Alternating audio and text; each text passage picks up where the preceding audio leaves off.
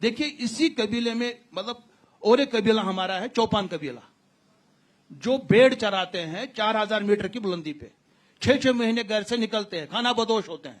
They are tribals in real sense, but unfortunately the Chopans of Kashmir they have not been given the tribal status. नहीं, आपने जो बात कही उसकी उस बात को अगर मैं आगे बढ़ाऊं तो आप जो कह रहे हैं वही तो बात रफीक साहब कह रहे हैं। जो आप कह रहे हैं कि यहां पर श्रीनगर में जो रहते हैं, जो सत्ता के करीब हैं, वो तो एम्पावर में। अब वो तो है ना, अब पहाड़ी सबको मिल गया ना। हाँ, वो वही उसको भी मिल गया। हाँ, तो वो उन्हीं पहाड़ियों जिस पहाड़ी का बाप जज है उसके बेटे को अब रिजर्वेशन मिलेगी। जिस पहाड़ी का बेटा आईपीएस बाप आईपीएस ऑफिसर है उसके बेटे को मिलेगा।